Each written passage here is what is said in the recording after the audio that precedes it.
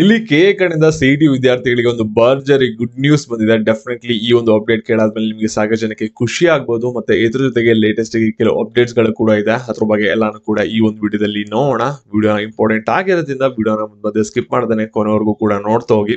ಅದಕ್ಕಿಂತ ಮುಂಚೆ ಯಾರು ಚಾನಲ್ ಸಬ್ಸ್ಕ್ರೈಬ್ ಮಾಡ್ಕೊಂಡ್ರಲ್ಲ ಪ್ರತಿಯೊಬ್ರು ಕೂಡ ಸಬ್ಸ್ಕ್ರೈಬ್ ಮಾಡ್ಕೊಳ್ಳಿ. ಹಾಗೆ ಪ್ರತಿಯೊಬ್ರು ಕೂಡ ವಿಡಿಯೋಗೊಂದು ಲೈಕ್ ಕೊಡಿ.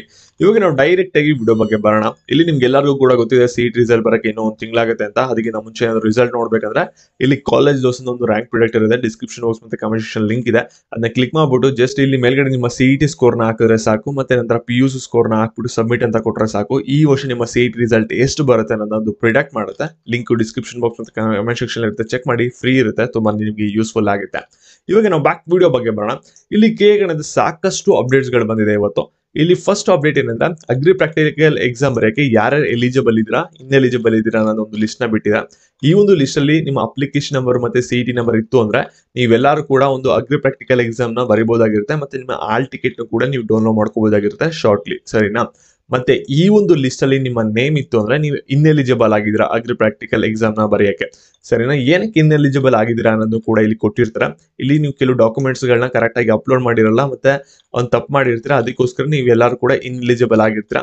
ಇಲ್ಲಿ ನಿಮ್ಮ ಅಪ್ಲಿಕೇಶನ್ ನಂಬರ್ ಇದೆಯಾ, ನಿಮ್ಮ ಒಂದು ಸಿಇಟಿ ನಂಬರ್ ಇದೆಯಾ ಅನ್ನೋದನ್ನ ನೀವು ನೋಡ್ಕೋಬೇಕಾಗುತ್ತೆ.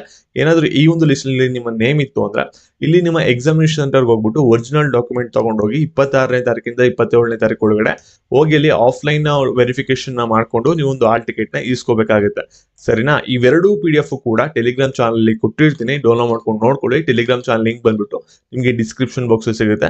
ಇಲ್ಲಿ ನೆಕ್ಸ್ಟ್ ಒಂದು ಅಪ್ಡೇಟ್ ಏನಿದೆ ಅಂದ್ರೆ ಇಲ್ಲಿ ಕನ್ನಡ ಎಕ್ಸಾಮ್ ಕ್ಲಾಸ್ ಸಿ ಮತ್ತೆ ಕ್ಲಾಸ್ ಡಿ ಸ್ಟೂಡೆಂಟ್ಸ್ ಗೆ ಮ್ಯಾಂಡೇಟರಿ ಆಗಿತ್ತು.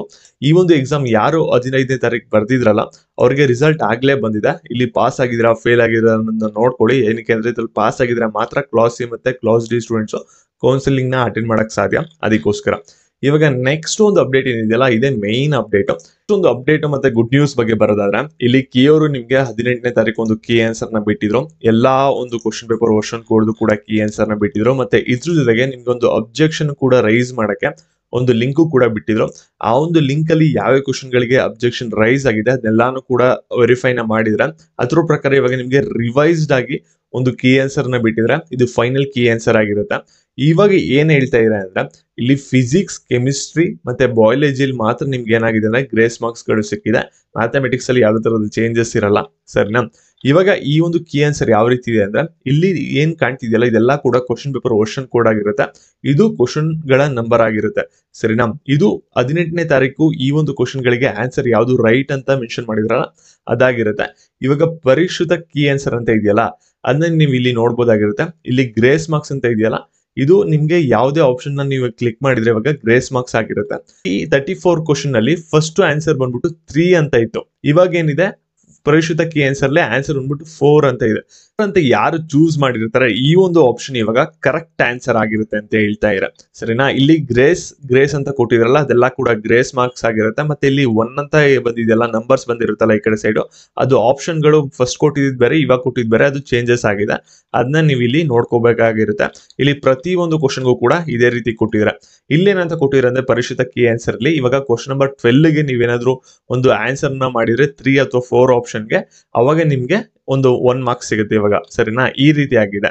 ಈ ಒಂದು PDF ಕೂಡ ನಿಮ್ಗೆ ಒಂದು ಟೆಲಿಗ್ರಾಮ್ ಚಾನಲ್ ಅಲ್ಲಿ ಕೊಟ್ಟಿರ್ತೀನಿ, ನೀಟಾಗಿ ಡೌನ್ಲೋಡ್ ಮಾಡ್ಕೊಂಡು ಇನ್ನೊಂದ್ಸಲಿ ವೆರಿಫೈ ನ ಮಾಡ್ಕೊಳ್ಳಿ. ನೀವು ಯಾವ ಕ್ವಶನ್ ಗಳಿಗೆ ಏನೇನು ಆಪ್ಷನ್ ಗಳನ್ನ ಕೊಟ್ಟಿದ್ರಾ ಇವಾಗ ಕೀ ಆನ್ಸರ್ ಎಲ್ಲ ಕೂಡ ಚೇಂಜಸ್ ಆಗುತ್ತೆ. ನಿಮ್ಗೆ 1 or 2 ಮಾರ್ಕ್ಸ್ ಇವಾಗ ಡಿಫ್ರೆನ್ಸ್ ಬರ್ಬೋದು ನಿಮ್ಮ ಫೈನಲ್ ಟೋಟಲ್ ಏನ್ ಮಾಡ್ಕೊಂಡಿದ್ರಿ ಅದರಲ್ಲಿ, ಸರಿನಾ.